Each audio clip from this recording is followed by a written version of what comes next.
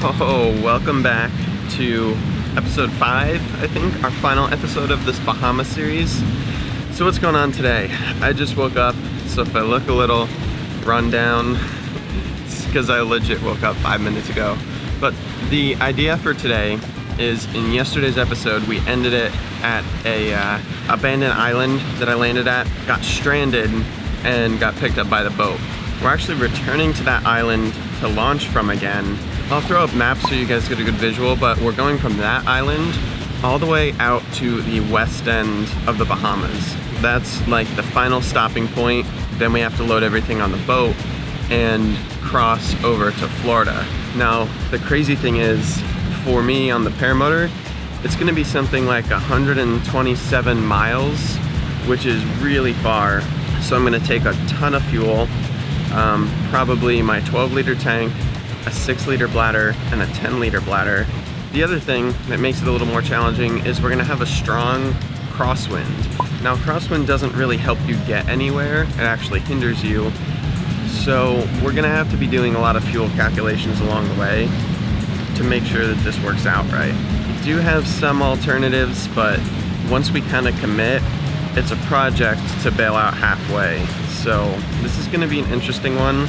I'm probably gonna be trimming out to get there faster so that I can make a landing at the west end before the winds ramp up too much, but join us for the adventure. It's just getting started.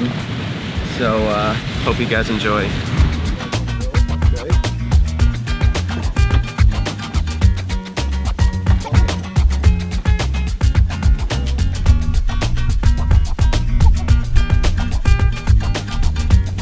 Well, there goes Canyon, running to save the dinghy.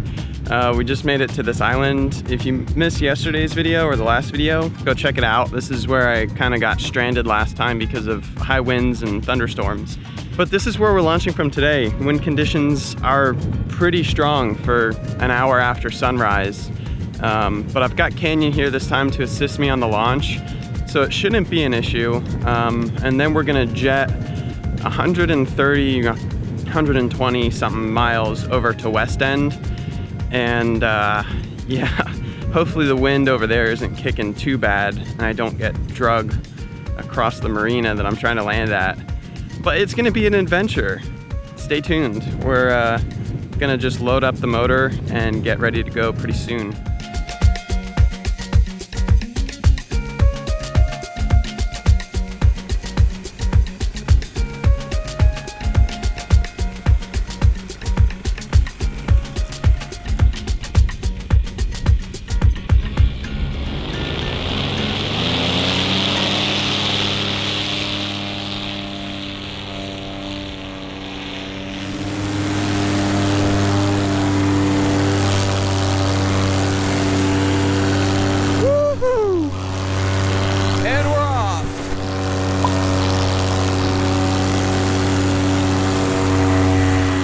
Buddy, this is one of those situations where I want to be completely honest with you guys. One, I'm super stoked for this opportunity because who else gets to fly like over 100 miles just island hopping? But two, I'm actually kind of nervous about this. There's definitely a good amount of risk involved. The wind conditions are going to be pretty strong when I get over to the west end. So the boat actually takes way longer than it's going to take me to get over there. They're going to be like 8 to 10 hours. I'm hopefully going to be there in like 5.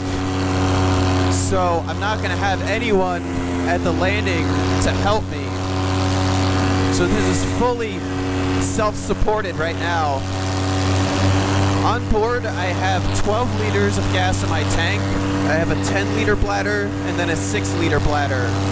This is the most fuel I've ever carried. Right now I'm just gaining altitude over this island, and then I'm gonna make the run over to Treasure Key, which is off to my right. All right, we're making the move over to Treasure Key, which is here. Downwind, these are gonna be my possible out landing situations / the boat. The winds up here are strong out of the south. They're pushing that way. So much so that I'm pretty much parked if I turn into the wind. My whole flight is going crosswind though, so it's not at all an advantage.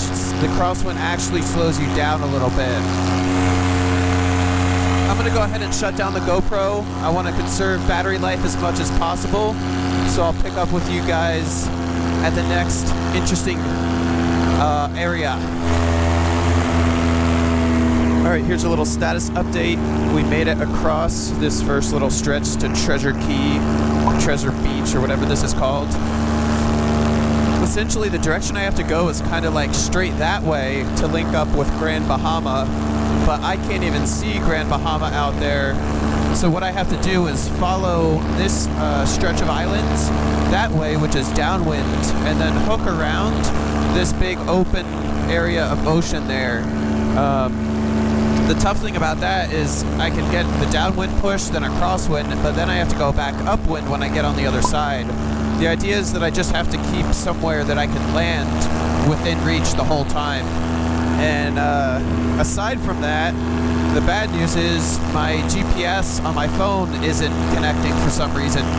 So I don't really have good navigation aids. My Avair app can tell me my ground speed and my estimated time to arrival, which is really helpful for fuel stop or for fuel calculations. But I don't have that, so I just have a blank map. So that means I'm just going to be matching what I see on the ground to the map and flying there and trying to do the fuel calculations somewhat in my head. But we should have plenty of fuel. So I'm basically going to head in that direction and start cutting down that way. And hopefully Grand Bahama will come into view and I'll be able to cut the corner as much as I can. Alright, we're making some good progress. Right now you can kind of make out this big, massive open ocean in front of me. And I have to follow this contour over here. If you look at the clouds on the ground, you can see that the wind's being pushed that way. So I'm kind of using that tailwind as an advantage right here. It's kind of pushing me a little bit, even though I'm crabbing into it sideways. And I just have to follow these islands out into the distance where they disappear. And then eventually they hook around somewhere over there to meet up with Grand Bahama. The clouds are really developing, and I've chosen to go under them because I'm a little afraid of going above and it clouds out or something. And it's just, up there is really freaking high. I'd rather have the visibility of the ground down here. The only downside is that I'm kind of not in the smoothest air. There's just little thermals. It's still totally fine, not really turbulent at all, but if I was above, it would be glassy smooth. Alright, so here comes one of the more critical spots of this whole cross-country journey. You can see this mainland over here is broken off into smaller islands, and then I can see, I don't know if the GoPro will see, but Grand Bahama starts way out there on the horizon. It's pretty far away, and the deal is that the wind is pushing this way, so as I hook around with these islands, I'm going to be facing more of a headwind than a crosswind. So I'm going to try to pick the best angle to get a quartering headwind and make it over to Grand Bahama as efficiently as possible. Once I make it to Grand Bahama over there, it's a straight west run to the very tip, and that will just give me a crosswind the whole way because the wind's out of the south. Clouds are getting a little bit more thick. We got some nice defined flat bottoms on these. Air is just a little bit rocky, not too bad. Our fuel situation, I'm around half a tank on my 12 liter. I still have my 10 and my 6 on my lap. So I think I'm doing really well as far as fuel efficiency goes. The only question is going to be how long this kind of upwind leg actually takes. So stay tuned. Freaking beautiful out here. Alright, we're partway through this pass here, and here's my strategy. I'm trying to stay on the upwind side of these islands because if I had a motor out, I can turn downwind and jet to these guys pretty easily. But by staying on this side, it gives me a better angle to try to combat the headwind. So I can see there's like a little bigger island over here, and then there's a big open place, open water to cross before we get to Grand Bahama. So by the time I get to the tip of this island, I should be able to see Grand Bahama, and I should be able to make that pass. I was considering going above these clouds, but for now I'm happy below them. If I went above, I would have a longer gliding distance, which would be really helpful, but I'm not sure I like the idea of the visibility up top. We might try it though, because I did check wind to loft before we got up here, and they were actually reporting that at 5,000 and 6,000 feet it got calmer. So if I start to struggle with a headwind, I can transition to a higher altitude, and I can also trim out. I've been at my neutral trim setting this whole time, so trimming out will help me push through a headwind if I need to, but for now, cool. Alright, we're just entering Grand Bahama. I've got my trimmers out, so that means I'm trying to push through the wind, the headwind a little bit more. I burn more fuel, but at some point it actually becomes more efficient. I don't know exactly how to calculate that, but I have the inclination that running trimmed out is better in this situation to get a little more ground speed. So basically I have to get to the other side of this island, the south end, and then we cut down the south end all the way to the west end. Got some more cloud development going on. It's getting a little more rocky. So once I get to the other side of this island and I change my course, it'll be a lot more efficient with a crosswind instead of a headwind. So yeah, that's the scoop.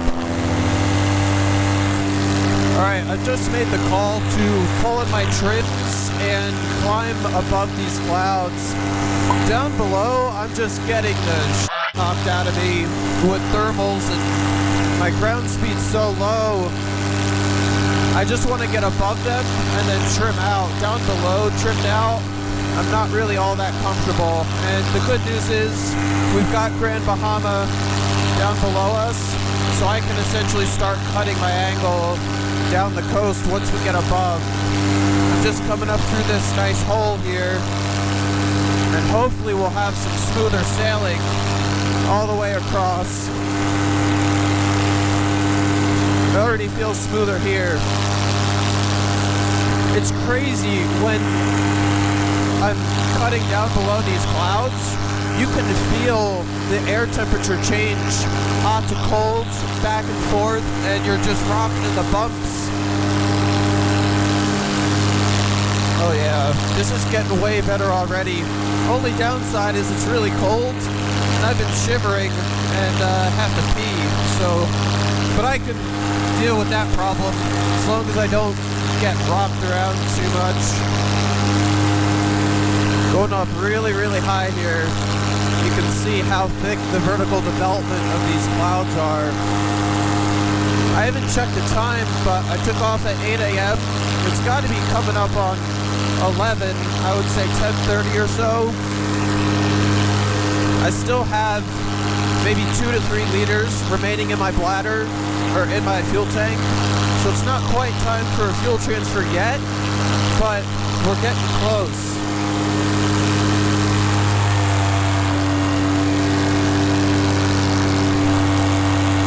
Yeah, much, much smoother up here.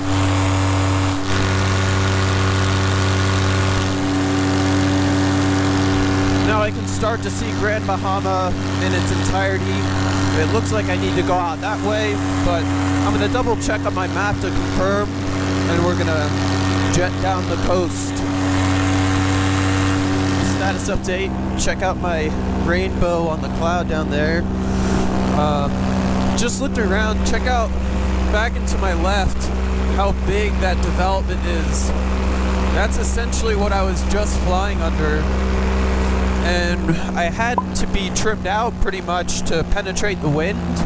And trimming out through turbulence gets extra sharp because you're going faster, and you're not really supposed to actively pilot when you're trimmed out. So I'm just sitting there, hands off, hoping that my wing doesn't collapse as I bust through this turbulence. But I like it up here way better, 100%. I'm trimmed back in because now we're kind of cutting our crosswind leg.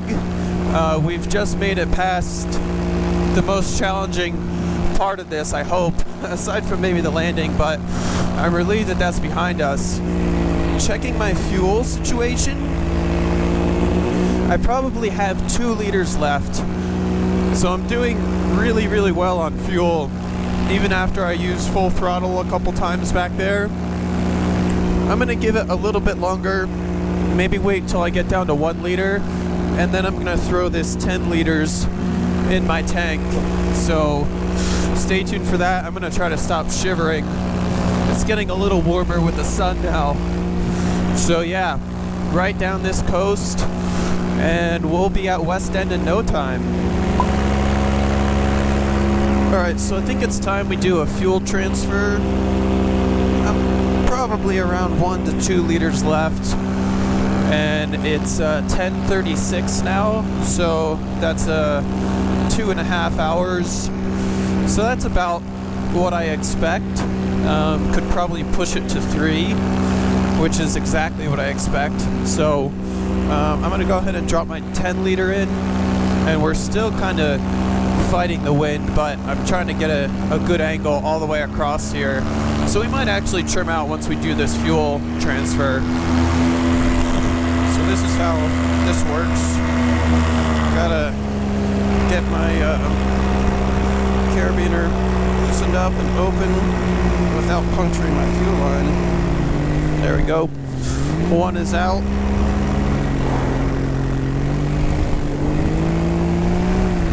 So this little line gets attached with our quick connect, like so, and then I just turn this valve on, and we should get fuel flowing pretty much immediately. We're looking good. I may have to lift it, or I might switch to my 6, but I'm hoping that this 6 liter kind of pushes it down. By the way, out on the horizon, I don't know if you can see, but it looks like a big old ship to the left of those dome-looking things. And I was just floating along here, and a cloud was covering that, and then the cloud lifted, and I saw that, and I'll zoom in, but I swear to you, it looked exactly like an airplane coming directly at me. So I grabbed my brakes, and I start hooking turns left, and then I'm like, oh, that's the wrong way, right? And then as I kind of took a second look, I started to realize that maybe it wasn't a plane.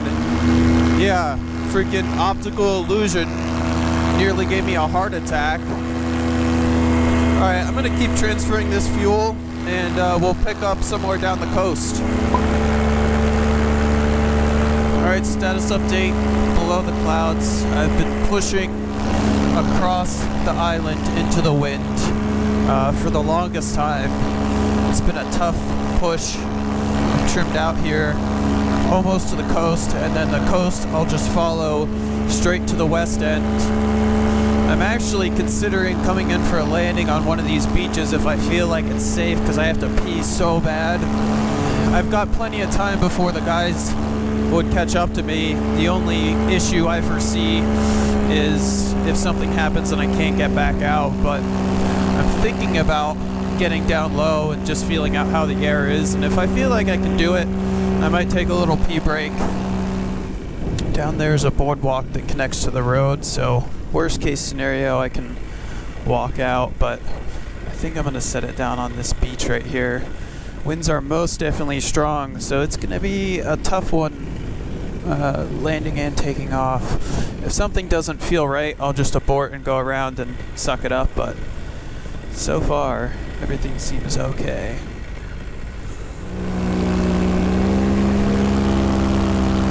I'm actually feeling like this stuff might be soft down here, like wet sand.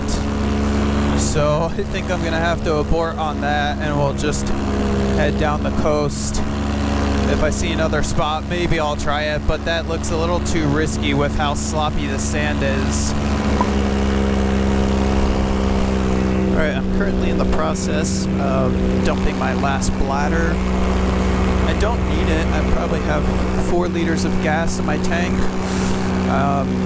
But I'd rather land with it empty and have all the fuel in the normal tank. So that's what I'm doing. I'm just following the beach here. I think as far as I can see out at the end there where there's some buildings, I'm going to kind of bear right. And then we should be at West End, kind of right around this corner. This big old shipyard over here. Cruise ship steaming right there. This is down to the wire, just to the end of this island, and that's as far west as we can physically go. And now I've got a little bit better of a tailwind situation, so this little strip should be pretty quick.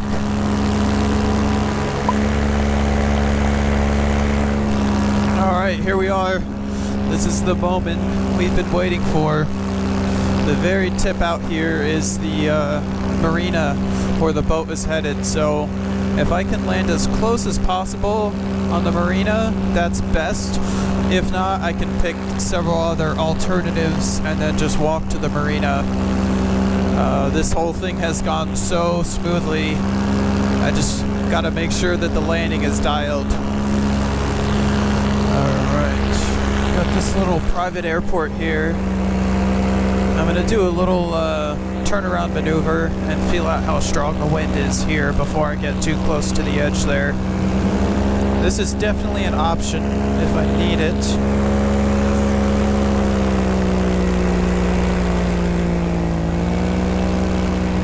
So there I am into the wind, and I have just a little bit of forward speed. So we're going to meander on over here. I see a nice spot that would be real good. It's in the shadow of all the trees and everything. So I think I'll do a pass and see how the air feels. This spot on my left is the best, although I'd have to walk a while. Not a big deal, but let's feel it out.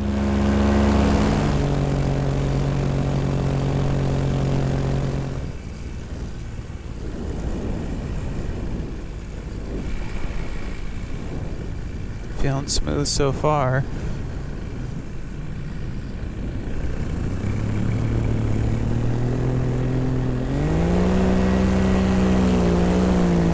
There's the rotor.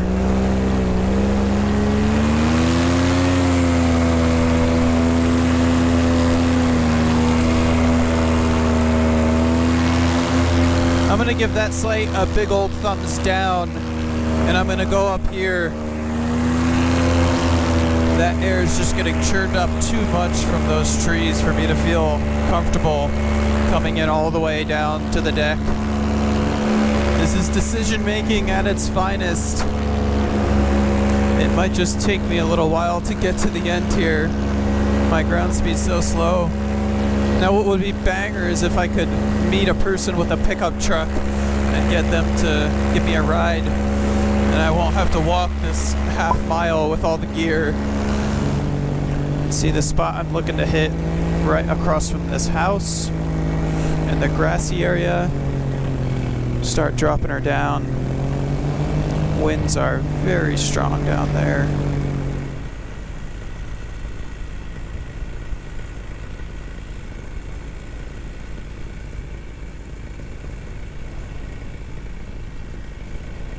Much, much smoother here.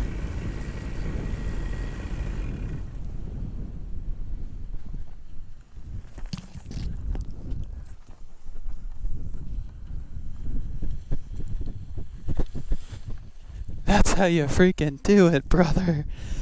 Ew! Oh, I can breathe a sigh of relief. Oh, yes. So happy to have my feet safely on the ground. Best feeling ever. Oh yeah. Way to freaking kill it. I've just got all my stuff on my back right now, so I think I'm gonna start walking. I've been sitting for so long, may as well.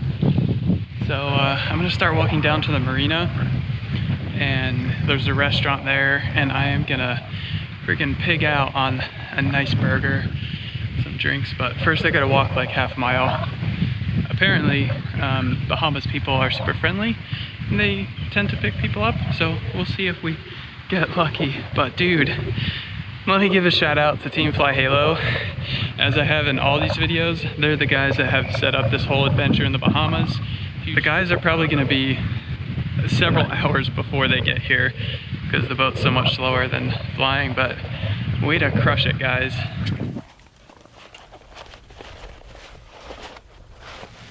Oh yeah, quick little half-mile stroll with 70, 80 pounds on your back and a glider in the front in the hot sun of the Bahamas. Never killed no one that I know of.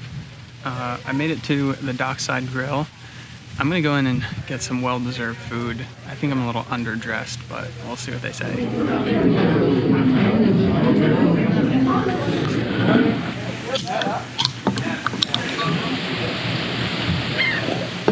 So lunch was fantastic. They had a really good buffet over there, and all the workers in the restaurant had seen me walk past with the gear, and they were loving it. They were calling it, they were like, this guy has a helicopter on his back. Really nice guys. So I got a message from Canyon. He said that they should be here within about an hour. So I'm just gonna chill here and wait for the guys to show up. It's been a super good adventure.